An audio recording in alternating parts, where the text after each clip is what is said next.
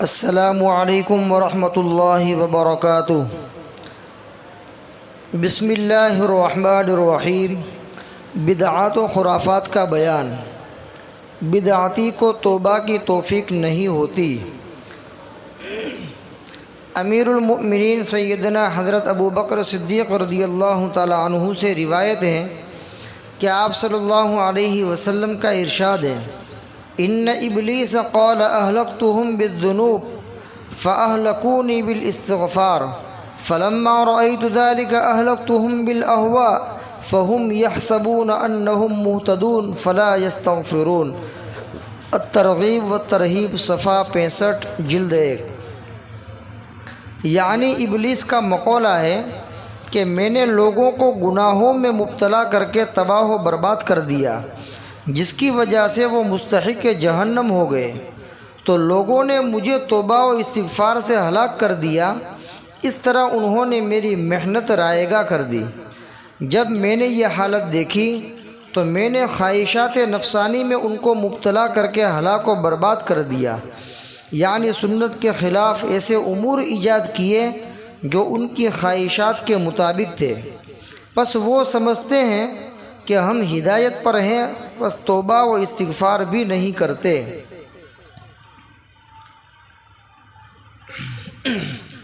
بدعاتی کو عامةً توبہ کی توفیق نصیب نہیں ہوتی ہے۔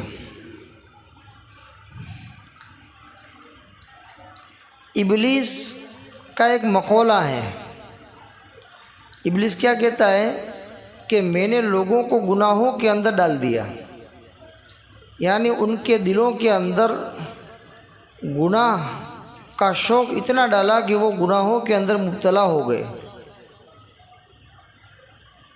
اور جہنم کے مستحق ہو گئے۔ لیکن گنہگاروں نے پھر توبہ کی، استغفار کیا، اس کی وجہ سے انہوں نے مجھے ہلاک کر دیا اور گویا کہ میری محنت کے اوپر پانی پھیر دیا۔ تو اب میں نے نیا طریقہ نکالا کہ میں نے لوگوں کو اب خواہشات نفسانی میں مبتلا کر دیا اور خواہشات نفسانی میں مبتلا کر کے ان کو تباہ و برباد کر دیا، اور ایسی میں نے سنت کے خلاف ایسی چیزیں نکالی اور ایسے امور اور کام نکالے کہ جس کے اندر یہ لوگ مبتلا ہو گئے، بدعات اور خرافات کے اندر مبتلا ہو گئے۔ اور اب حالت یہ ہے کہ وہ اس کو اچھا کام سمجھتے ہیں اور وہ سمجھتے ہیں کہ ہم ہدایت کا کام کر رہے ہیں، ہم ہدایت پر ہیں، لیکن حقیقت یہ ہے کہ وہ ہدایت کے راستے سے ہٹ گئے ہیں، اس وجہ سے توبہ اور استغفار بھی نہیں کرتے۔ تو پہلے تو گناہوں میں مبتلا کیا تو اس سے انہوں نے توبہ کر لی، استغفار کر لیا تو وہ گناہ معاف ہو گئے۔ تو پھر میں نے نیا آپشن نکالا کہ اب ان کو نفسانی خواہشات میں ڈال دو، یعنی ایسی سنت کے خلاف چیزیں ایجاد کرو کہ جس کے اندر وہ مبتلا ہو جائے۔ چنانچہ میں نے ان کو خواہشات نفسانی کے اندر مبتلا کر دیا، یعنی بدعات اور خرافات کے اندر ڈال دیا۔ اب بدعات اور خرافات کے کرنے کے باوجود یہ لوگ کیا سمجھ رہے ہیں کہ ہم ہدایت پر ہیں، ہم جو ہے ثواب کا کام کرتے ہیں، اس وجہ سے اس کے اوپر وہ توبہ بھی نہیں کرتے ہیں اور استغفار بھی نہیں کرتے ہیں۔ اور بدعاتی جب نئے امور انجام دے رہے ہیں، بدعات اور خرافات والے کاموں کے اندر اپنے آپ کو لگا رکھا ہے، اور اس کے باوجود وہ ہدایت پر سمجھ رہے ہیں اور اچھے کام کے اوپر سمجھ رہے ہیں، تو ظاہر بات ہے کہ اس کو توبہ کی توفیق کہاں ملے گی؟ وہ توبہ کرے گا نہیں۔ جب خود کو وہ ہدایت پر سمجھ رہا ہے، خود کو وہ اچھے کام کے اوپر سمجھ رہا ہے، تو وہ توبہ کیسے کرے گا؟ توبہ تو وہ آدمی کرے گا جس کو یہ احساس ہو کہ میں گنہگار ہوں، میں نے بہت بڑا گناہ کیا ہے، جس کو احساس ہے وہ توبہ کرے گا، وہ استغفار کرے گا۔ لیکن بدعات اور خرافات میں مبتلا ہو کر بھی وہ اپنے آپ کو اچھے کام پر سمجھ رہا ہے کہ میں تو ہدایت پر ہوں اور میں اچھے کام کر رہا ہوں، تو ظاہر بات ہے کہ وہ بدعات اور خرافات سے توبہ نہیں کرے گا۔ تو اس سے اب شیطان کو کیا ہے، موقع مل گیا اچھا، لہذا شیطان یہی کہتا ہے کہ میں نے گناہوں میں ڈالا تو اس سے توبہ کر لی، اب نفسانی خواہشات میں ڈالا تو اس سے وہ توبہ نہیں کرتے ہیں، اس وجہ سے وہ کیا ہے، دن بدن ہلاک ہو رہے، تباہ ہو رہے ہیں۔ حضرت سفیان ثوری رحمۃ اللہ علیہ فرماتے ہیں کہ بدعت ابلیس کو تمام گناہوں سے زیادہ محبوب ہے، اس لیے کہ گناہوں سے تو توبہ ہو سکتی ہے اور بدعت سے توبہ نہیں کی جاتی، اور اس کا سبب یہ ہے کہ بدعتی تو یہ سمجھتا ہے کہ میں طاعت اور عبادت کر رہا ہوں، تو وہ نہ تو توبہ کرے گا نہ استغفار۔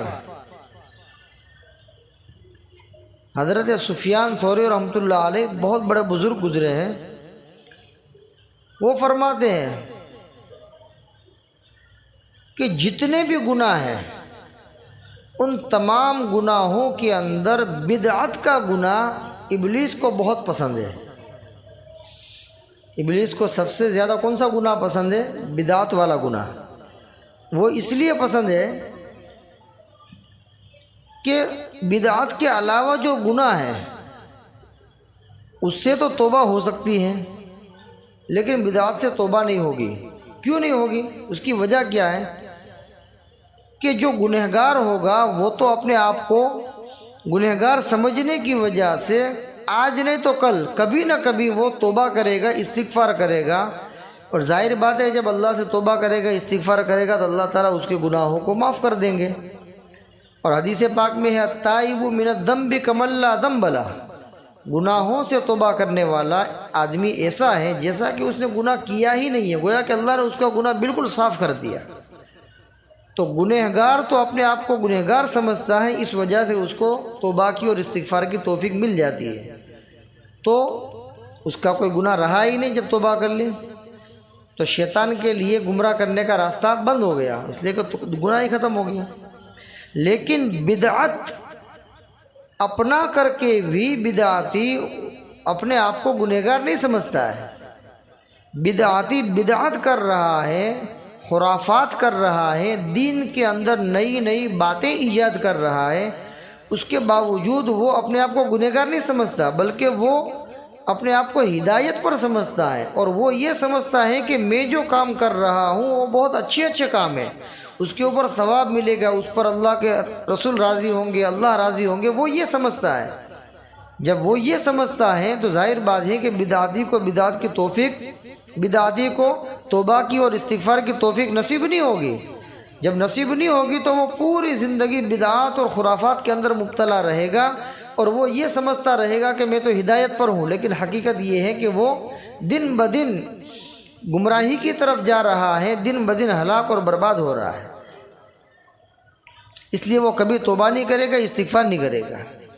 یہ مضمون خود ابلیس سے منقول ہے، اس نے کہا میں نے بنو آدم کی کمر معاصی اور گناہوں سے توڑ دی تو انہوں نے میری کمر توبہ اور استغفار سے توڑی، تو میں نے ان کے لیے ایسے گناہ نکالے ہیں کہ جن سے وہ نہ استغفار کرتے ہیں اور نہ توبہ، اور وہ بدعتیں ہیں عبادت کی صورت میں۔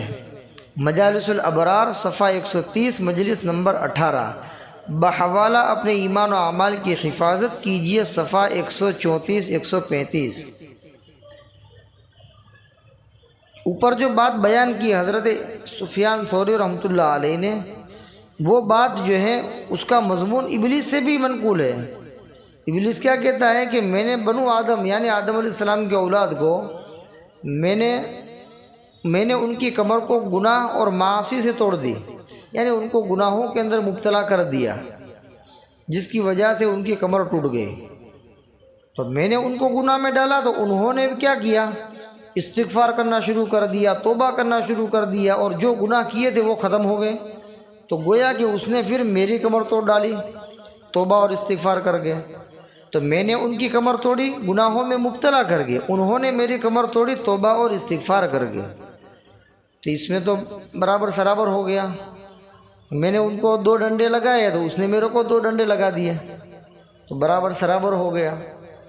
سمجھ میں آیا؟ تو ابلیس کیا کہتا ہے کہ میں نے گناہوں میں مبتلا کر کے بنو آدم کی کمر توڑ ڈالی، تو انہوں نے توبہ اور استغفار کر کے میری کمر توڑ ڈالی. تو پھر میں نے سوچا کہ اب اس کے لیے کوئی نیا آپشن نکالو، ان کو پھنسانے کے لیے کچھ نیا کام نکالو. تو شیطان کہتا ہے کہ پھر میں نے کیا کیا، بنو آدم کے لیے ایسے ایسے گناہ نکالے کہ جن گناہوں سے وہ استغفار بھی نہیں کرتے ہیں اور توبہ بھی نہیں کرتے ہیں، ایسے ایسے گناہ نکالے. اور وہ گناہ کیا ہیں؟ وہ بدعتیں ہیں عبادت کی صورت میں، کہ میں نے گویا کہ ان کے لیے بدعت والا گناہ نکالا. پہلے تو دوسرے گناہ نکالے تھے، اس سے توبہ کر لی، میری کمر توڑ دی. اب میں نے بدعت نکالی، بدعتیں نکالی عبادت کی صورت میں، اور ایسی ایسی بدعت نکالی کہ وہ اس سے توبہ بھی نہیں کرتے، استغفار بھی نہیں کرتے ہیں. صرف میں نے جتنا کہا وہ کرتے رہتے ہیں. میں نے جتنا اس کے دل میں ڈالا کہ یہ برا کام کرو، یہ خرافات کرو، یہ بدعتیں کرو، تو وہ کرتے رہتے ہیں اور اس کو عبادت سمجھتے ہیں. بنو آدم میں سے بعض کیا ہے، اس کو عبادت سمجھتے ہیں. جب ظاہر بات ہے کہ جب اس کو عبادت سمجھ رہے ہیں تو اس سے توبہ اور استغفار کرنے کا کوئی سوال ہی نہیں ہے. تو اسی لیے شیطان کہتا ہے کہ میں نے ان کے لیے ایسے ایسے گناہ نکالے کہ اس سے وہ استغفار نہیں کرتے ہیں، توبہ نہیں کرتے ہیں. اور وہ گناہ کیا ہے؟ بدعت. اور بدعت ایک ایسا گناہ ہے کہ جس کو کرنے والا عبادت سمجھ کر کے کرتا ہے، ثواب سمجھ کر کے کرتا ہے، اس وجہ سے اس گناہ سے توبہ بھی نہیں کرتا اور استغفار بھی نہیں کرتا. تو گویا یہاں پر شیطان کامیاب ہو گیا، یہاں پر شیطان کامیاب ہو گیا اور شیطان کا داؤ چل گیا.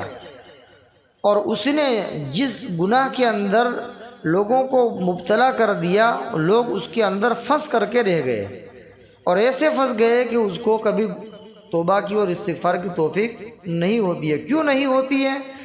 کہ جو کام وہ کر رہے ہیں وہ بدعات اور خرافات کی قبیل سے ہیں، اور بدعات اور خرافات کو وہ عبادت اور ثواب کا کام سمجھ کر کے کر رہے ہیں، اور یہ کام کرنے کے باوجود وہ اپنے آپ کو ہدایت پر سمجھ رہے ہیں.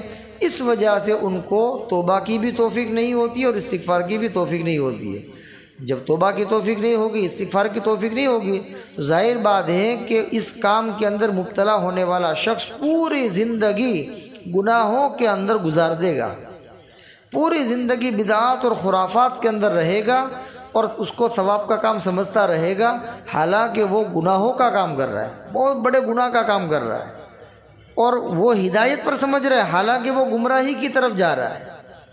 اس وجہ سے توبہ نہیں کرتا، استغفار نہیں کرتا، اور پوری زندگی شیطان نے اس کو کیا ہے؟ گناہ کے کام میں ڈال دیا، اور ایسا ڈال دیا کہ توبہ استغفار کچھ نہیں ہو. گویا کہ بدعات اور خرافات کے اندر مبتلا کر کے اس کو ہلاک اور برباد کر دیا. تو یہ بدعات سنگین گناہ ہے. شیطان کو تمام گناہوں کے اندر سب سے زیادہ پسندیدہ گناہ کون سا ہے؟ بدعت. اور جو آدمی بدعت اختیار کرتا ہے اس کو توبہ کی توفیق نصیب نہیں ہوتی ہے. دوسرے کوئی گناہ ہے اس سے جو ہے اس کو توبہ کی توفیق نصیب ہو جائے گی، لیکن بدعت کرنے کی وجہ سے توبہ کی توفیق نصیب نہیں ہوگی. کیوں؟ کہ دوسرے گناہوں کو کرنے کے بعد گنہگار دوسرے گناہوں کو کرنے کے بعد آدمی اپنے آپ کو گنہگار سمجھتا ہے، اس وجہ سے توبہ کر لیتا ہے، استغفار کر لیتا ہے. لیکن بدعت کو اپنانے کے بعد کوئی آدمی اس کو گناہ نہیں سمجھتا ہے. بدعتی جو بدعت کرتا ہے اس کو وہ گناہ نہیں سمجھتا ہے. جب گناہ ہی نہیں سمجھ رہا ہے تو توبہ کی توفیق کا کوئی سوال ہی نہیں ہے، وہ توبہ کرے گا ہی نہیں، استغفار کرے گا ہی نہیں. جب استغفار نہیں کرے گا، توبہ نہیں کرے گا، پوری زندگی بدعات اور خرافات کے اندر گزار دے گا، تو گویا شیطان کا داؤ چل گیا، شیطان کامیاب ہو گیا، اور یہ آدمی گمراہ ہو گیا اور زندگی کو برباد کر گیا. اللہ تبارک و تعالی بدعات اور خرافات سے پوری امت مسلمہ کی حفاظت فرمائے. اور بدعات کے اندر مبتلا ہونے سے محسوس طریقے پر یا غیر محسوس طریقے پر ہر دو صورت میں اللہ پوری امت مسلمہ کی حفاظت فرمائے۔ وما علینا الا البلاغ۔ السلام علیکم ورحمۃ اللہ وبرکاتہ۔